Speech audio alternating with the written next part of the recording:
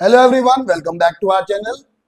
आज हम पढ़ेंगे रिवैल्यूएशन अकाउंट के बारे में। Change in profit sharing ratio का एक सेकंड लास्ट टॉपिक है। हम इसमें रिवैल्यूएशन अकाउंट के बारे में जानेंगे कि रिवैल्यूएशन अकाउंट का मीनिंग क्या है, उसका फॉर्मेट क्या है, उसके बारे में और जानकारी क्या है, उससे एंट्री कैसे बनती है, उसका अकाउंट कैसे बनता है और उसके प्रॉफिट का हम क्या करते हैं। कल हम अपनी क्लास में इस टॉपिक को खत्म करेंगे फाइनली, और उसके बाद फिर हम एडमिशन की तरफ बढ़ेंगे। आज की क्लास में आप लोगों को बेसिक्स जो है वो स्ट्रांग होंगे और मैं चाहूंगा यहाँ तक के सारे टॉपिक्स आप लोग एक बार पढ़ के रखिएगा क्योंकि कल के सवाल बहुत अच्छे से समझ में आए। कल मैं हालांकि पूरा प्रोसीजर लिख के बताऊंगा कि कैसे कैसे क्या कब करना है और पूरा एक डिटेल्ड प्रोसीजर रहेगा, वो आपको बहुत अच्छे से समझ में आ जाएगा और हमारा change in profit sharing ratio including goodwill खत्म हो जाएगा। चलिए ज्यादा समय बर्बाद ना करते हुए आज की क्लास स्टार्ट करते हैं। देखते हैं कैसे होगा रिवैल्यूएशन अकाउंट का बाकी तरीका। बहुत ध्यान से देखिएगा। यहां पर पहले हम बात करते हैं क्या कि रिवैल्यूएशन अकाउंट, रिवैल्यूएशन दोबारा से वैल्यूएशन करना रिवैल्यूएशन अकाउंट कहलाता है। देखिए यहां पर रिवैल्यूएशन अकाउंट जो है ये नॉमिनल इन नेचर होता है। नॉमिनल मतलब आपको आपने 11th क्लास में पढ़ा होगा, अकाउंट तीन तरह के होते हैं, रियल, पर्सनल और नॉमिनल। ठीक है, तो यहां पर हम जब बात कर रहे हैं नॉमिनल की, नॉमिनल में सारे खर्चे और इनकम आते हैं। तो ध्यान रखिएगा, कोई भी नुकसान चाहे आपके खर्चे हों चाहे लॉसेज हो, सारे नुकसान डेबिट साइड में आएंगे और सारे फायदे यानी इनकम्स और गेन्स वो सब क्रेडिट साइड में आएंगे। क्योंकि वहां पर रूल क्या था, debit all expenses and losses, credit all incomes and gains. देखिए वही लगाया गया है यहाँ पर। दूसरी बात, ये जो रिवैल्यूएशन अकाउंट होता है पार्टनरशिप के रेफरेंस में इसको P&L एडजस्टमेंट अकाउंट कहा जा सकता है। एडजस्टमेंट क्यों? क्योंकि बैलेंस शीट प्रिपरेशन करने के बाद एडजस्टमेंट को इसमें लगाया जाता है। ठीक है ना, तो हमको उनको मैनेज करना होता है जिसको हम लोग P&L एडजस्टमेंट अकाउंट भी कहते हैं। अगली बात कि ये जो बात मैंने आपसे कही है कि it is prepared to revalue of assets and reassessment of liability, यानी असेट्स का रिवैल्यूएशन होता है और लायबिलिटी का रीअसेसमेंट होता है। लायबिलिटी कभी रिवैल्यू नहीं होती, ध्यान रखना। लायबिलिटी का हमेशा रीअसेसमेंट होगा। ध्यान रखना, रीवैल्यूएशन को हिंदी में बोलते हैं पुनर्मूल्यांकन। मतलब आप क्या करते हैं वहां पर उसका जो वैल्यूएशन है दोबारा से करते हैं, लेकिन अगर आपसे कहा जाए रीअसेसमेंट तो ये होता है पुनर्निर्धारण, मतलब उसको रीएस्टिमेट किया जाता है। यहां पर आप क्या करते हैं कि आप उनको क्रेडिटर के पास जाएंगे, उनसे रिक्वेस्ट करेंगे साहब आप कुछ कम कर लीजिए, या फिर क्रेडिटर अपने आप खुद ही पैसा नहीं मांगते हैं, तो उन सब चीजों को देखना पड़ेगा। ध्यान रखिएगा, इस अकाउंट का प्रॉफिट पार्टनर्स में बटेगा कि नहीं बटेगा, कैसे होगा। Change in profit sharing ratio के रेफरेंस में हमें ये बात डिपेंड करती है एडजस्टमेंट पर कि पार्टनर्स रिवाइज वैल्यू को बुक्स में रिकॉर्ड करना चाहते हैं या रिवाइज वैल्यू को रिकॉर्ड नहीं करना चाहते। तो ये सब हम कल पढ़ेंगे, लेकिन आज हमारा जो क्लास का बेसिक फंडा है, बहुत छोटी सी क्लास है, ज्यादा बड़ी क्लास नहीं है आज की। इसमें हम लोग रिवैल्यूएशन अकाउंट के बारे में और जानते हैं कि रिवैल्यूएशन अकाउंट का फॉर्मेट क्या है। तो देखिए फॉर्मेट में मैंने आपसे कहा था कि यहाँ पर हमारे सारे नुकसान आएंगे और यहाँ पर सारे फायदे। तो देखिए अगर असेट्स की वैल्यू गिरती है, असेट्स की वैल्यू में कमी आती है तो वो नुकसान है, वो डेबिट में आएगा। और असेट की वैल्यू अगर बढ़ती है तो फायदा है, वो क्रेडिट में जाएगा। सिमिलरली लायबिलिटी की वैल्यू बढ़ती है तो नुकसान होगा और कोई भी लायबिलिटी अगर कम होती है तो फायदा होगा। मान के चलिए हमने किसी पार्टी को 1 लाख रुपए देने हैं और वो कहते कि साहब आप 10,000 रुपए हमें मत दीजिए, अब तो फायदा हो गया, क्रेडिट में जाएगा। लेकिन 1 लाख रुपए की क्रेडिटर है और 10,000 रुपए की क्रेडिटर अनरिकॉर्डेड पाए गए, या ऐसी कोई लायबिलिटी पाई गई, एक लायबिलिटी और बढ़ गई मान लो क्रेडिटर की, तो वो सब नुकसान हो गया, वो डेबिट में आएगा। क्रेडिटर बढ़े या लायबिलिटी बढ़े तो नुकसान और लायबिलिटी घटे तो फायदा। अब क्या होता है, कई बार हम जब रिवैल्यूएशन कर रहे होते हैं तो उस समय कुछ नई असेट्स लायबिलिटी का पता चलता है। अगर वो असेट पता चल रही है आपको अनरिकॉर्डेड असेट्स, तो उनको हम क्रेडिट साइड में दिखाएंगे। लेकिन अगर कोई अनरिकॉर्डेड लायबिलिटी है, कोई अनरिकॉर्डेड लायबिलिटी है तो उसको हम लोग डेबिट साइड में दिखाएंगे। और ध्यान रखना, अनरिकॉर्डेड लायबिलिटी को हम लोग अनफोर्सीन लायबिलिटी भी कहते हैं और कई बार तो कंटेंजेंट लायबिलिटी भी कहा जाता है। जैसे कोई क्लेम वगैरह कुछ देना पड़े अगर बाय द बिजनेस को किसी पार्टी को या एम्प्लॉइज को, तो वो सब इसी में आते हैं।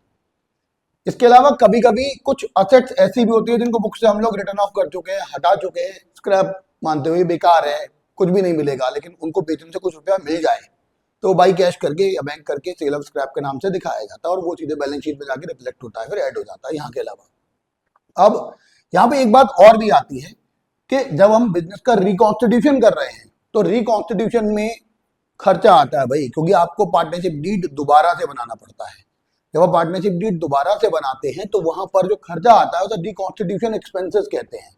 अब वो रिकॉन्स्टिट्यूशन एक्सपेंसेस अगर कोई पार्टनर पे कर रहा है या पार्टनर लायबिलिटी ले रहा है तो उसको पार्टनर्स कैपिटल अकाउंट के नाम से दिखाया जाएगा, यानी कि reconstitution liability of reconstitution expenses taken up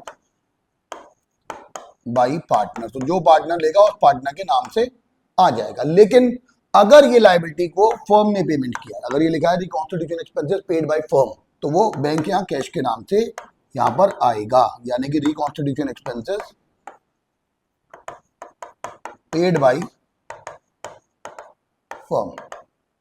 अब हम क्या करेंगे, क्रेडिट साइड का टोटल लगाएंगे। देखिए क्रेडिट साइड का टोटल लगाएंगे और क्रेडिट साइड अगर ज्यादा है तो डेबिट साइड में प्रॉफिट निकलेगा, ये बैलेंस फिगर होगा, ठीक है। और अगर बाय द वे मान के चलिए अगर क्रेडिट साइड ज्यादा नहीं है, डेबिट साइड ज्यादा, तो यहाँ पर लॉस निकलेगा। अब ये लॉस बटेगा कि नहीं बटेगा डिपेंड करता है एडजस्टमेंट पर। एडजस्टमेंट में क्या पूछा गया, यहाँ पर लॉस भी बैलेंस फिगर ही होगा। हालांकि बुक्स में लिखा होता है प्रॉफिट या लॉस ट्रांसफर टू कैपिटल या करंट अकाउंट की, कैपिटल फ्लक्चुएटिंग है तो कैपिटल में जाएगा, फिक्स्ड है तो करंट में जाएगा। लेकिन डिपेंड करता है कि पार्टनर्स रिवाइज्ड वैल्यू को रिकॉर्ड करना चाहते हैं या नहीं, ठीक है ना। तो हम लोग क्या करते हैं, यहाँ पर बैलेंस निकाल लेंगे प्रॉफिट या लॉस का। अब ये फॉर्मेट कैसे यूज होगा, बड़ी बात है, तो एक सवाल देख लेते हैं, समझ में आ जाएगा। देखिए एग्जांपल लिया है मैंने कि एबीसी 3 पार्टनर हैं और 3:1 में बांटते हैं, उनकी बैलेंस शीट 31 मार्च 2024 को दी हुई है। बैलेंस शीट में देखिए जरा, cash is given for 10,000, building is given for 1 lakh, plant is for 40,000, stock is for 20,000, debtor is of rupees 2 lakh, so 20,000 and investment of rupees 30,000, total is 2,20,000 और कैपिटल और क्रेडिटर भी दे रखे हैं 2 लाख और 20,000 के, टोटल 220। एडजस्टमेंट आपको दिए हुए हैं, तो आप क्या करेंगे, पहले हम लोग रिवैल्यूएशन अकाउंट बनाते हैं, फिर मैं आपको अकाउंट से ही एंट्री बनाना बता दूंगा। देखिए थोड़ा शॉर्ट में लिखूंगा, ध्यान से देखिए। बिल्डिंग को एप्रिशिएट करना है 10% से, बिल्डिंग की वैल्यू को 10% से बढ़ाना है। तो बिल्डिंग कितनी थी हमारी, बिल्डिंग थी 1 लाख रुपए की, 20% सॉरी बढ़ाना है, तो अब बढ़ाएगा तो फायदा होगा, तो बाई बिल्डिंग, और ये बाई बिल्डिंग देखिए कितना आएगा, 1 लाख का 20%, 20,000 रुपया। अब दूसरी बात, प्लांट को डेप्रिशिएट करना है 10% से, भैया एसेट की वैल्यू कम हो रही है, नुकसान होगा, तो देखिए प्लांट था 40,000 का, 10% आ जाएगा 40,000 रुपये, तो to plant account, to plant 4,000 रुपये। देखिए 2 एडजस्टमेंट हो गई हमारी।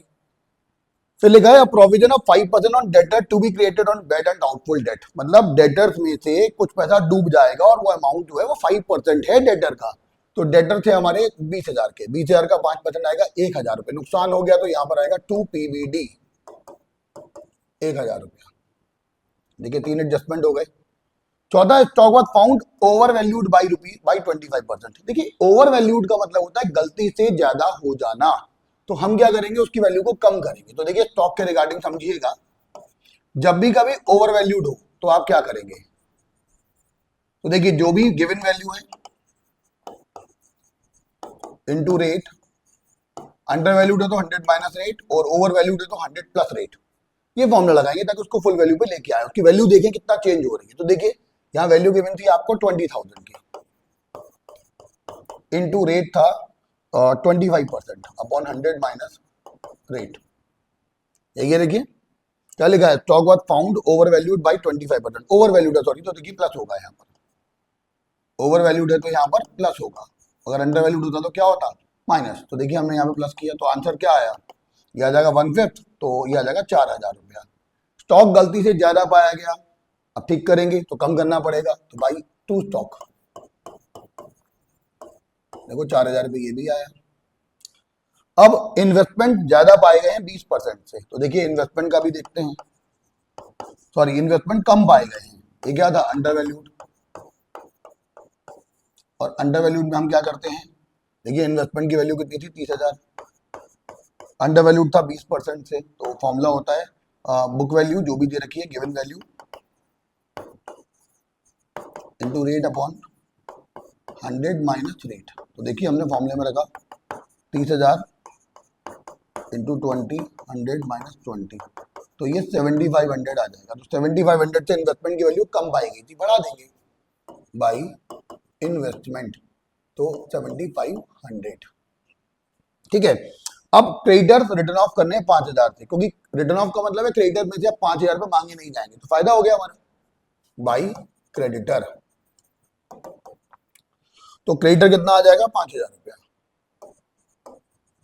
अब बाई द वे मान के चलिए कि ये कहा जाए कि आपको रिवाइज्ड वैल्यू रिकॉर्ड नहीं करनी है तो क्या होगा, और रिवाइज्ड वैल्यू रिकॉर्ड करनी है तो क्या होगा।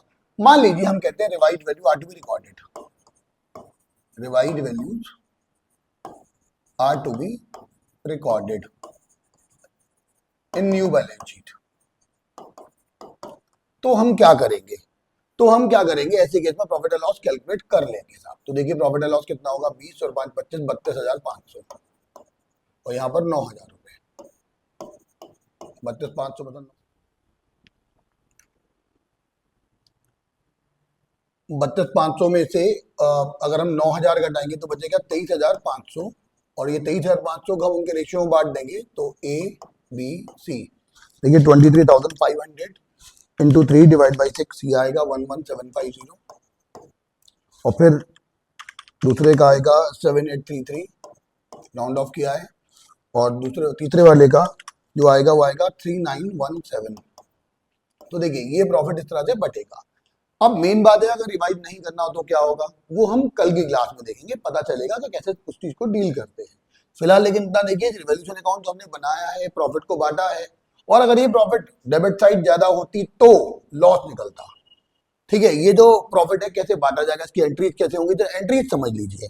देखिए एंट्रीज का क्या हिसाब किताब है आपको बता दूं, एंट्रीज को किस तरह से हम लोग डील करेंगे। मैं थोड़ा छोटा कर दिया हूं उसको, तो जरा ध्यान से देखिएगा एंट्रीज कैसे डील होंगी इन्हीं चीजों की। देखिए आप लोगों को एंट्री बनाने का सिंपल सा लॉजिक बताता हूं, आपको जरूरी नहीं कि एंट्री याद करनी है, आप अकाउंट से एंट्री बना सकते हैं। तो देखिए जैसे प्रॉफिट निकला है तो उसके अपोजिट साइड में देखिएगा, आपने जब लेजर का जो बेसिक रूल 11th क्लास में पढ़ा था वो पढ़ा था कि अकाउंट के दो साइड होते हैं, एक डेबिट और एक क्रेडिट, और हर डेबिट का इक्विवेलेंट एक क्रेडिट होता है। तो यहाँ पर हम लोग लिखते हैं क्रेडिट वाले आइटम नीचे, और यहाँ पर लिखते हैं डेबिट वाले आइटम। ठीक है ना, every debit has an equitable credit, और कोई बंदा खुद के साथ लेन देन कर नहीं सकता, तो आपको ये बात भी ध्यान रखना है कि वहां पे डेबिट क्रेडिट दोनों चीजें होंगी। तो एंट्री में हमेशा क्या होगा, लेफ्ट हैंड साइड जो होगा सॉरी अकाउंट में वो क्या होगा डेबिट, और राइट हैंड साइड क्या होगा क्रेडिट। अब एंट्री जब बनाते हैं तो क्या करेंगे, पहले हम लोग गौर करेंगे। तो देखिए इस साइड के अमाउंट को डेबिट करना, तो आप पहली एंट्री क्या बनेगी, building account debit, investment account debit, creditor account debit to revaluation. तो पहली एंट्री बना लीजिएगा building account debit, investment account debit, creditors account debit to credit में देखिए ऊपर क्या है इसके, इधर हम सबको डेबिट करेंगे तो क्रेडिट में क्या है रिवैल्यूएशन अकाउंट, रिवैल्यूएशन अकाउंट। कितना कितना जाएगा देखिए 20,000, 7,500 और 5,000, यानी कि 32,500 रुपए। सिमिलरली हम क्या करेंगे, डेबिट साइड में देखो प्रॉफिट से पहले तक का आइटम देखना क्या हो जाएगा, रिवैल्यूएशन क्या होगा यहाँ पे डेबिट, और ये सारे आइटम तीनों क्या हो जाएंगे क्रेडिट। तो एंट्री हो जाएगी revaluation account debit to plant account to PVD account और टू स्टॉक अकाउंट। कितना कितना जाएगा देखिए, ये है 9,000 रुपए, कैसे निकलेगा 4,000, 1,000 और 4,000। अब प्रॉफिट है तो प्रॉफिट कुछ ना कहा जाए तो कैपिटल अकाउंट में ट्रांसफर करते हैं, कैपिटल फ्लक्चुएटिंग हो तो कैपिटल में, और कैपिटल फिक्स्ड हो तो करंट अकाउंट में। तो यहाँ पर एंट्री बन जाएगी revaluation account debit to A's capital to B's capital to C's capital. तो revaluation account debit to A's capital account to B's capital account और टू सीज कैपिटल अकाउंट। कितना कितना जाएगा ध्यान से देखिए, हमें पता है यहाँ पर 23,500 रुपये बचेगा, जिसे हम बांट देंगे। हमने बांटा है 11,750 और 7,833 और 3,917 राउंड ऑफ कर लिया था हमने। तो देखिए इस तरह से तीन एंट्री बनेगी। अभी आगे हमें जो पढ़ना है वो ये है कि रिवाइज्ड वैल्यू को अगर वो रिकॉर्ड नहीं करना चाहते, are to be recorded, if it is written कि नॉट टू बी रिकॉर्डेड तो क्या होगा, वो हम कल के कॉम्प्रिहेंसिव प्रॉब्लम में सीखेंगे। प्लस कैपिटल अकाउंट का बेसिक फॉर्मेट यहाँ पे कैसे यूज होगा, थोड़ा सा डिफरेंशिएटेड होता है, तरीका बताऊंगा, पूरा प्रोसीजर आपको लिखवाऊंगा कैसे क्या होगा। कल की क्लास थोड़ी बड़ी होगी आज के मुकाबले, लेकिन कल हम पूरा रिकॉन्स्टिट्यूशन खत्म करेंगे। इसी के साथ मैं आज की क्लास के लिए आपसे अलविदा देता हूँ और उम्मीद करता हूँ कि आप ढंग से चैप्टर को कवर अब तक कर रहे होंगे और आगे भी कवर करते रहेंगे, पुराना टॉपिक रिकैप करते रहेंगे और नया सीखने की इच्छा हमेशा बनाए रखेंगे। तब तक till then bye bye, have a good day.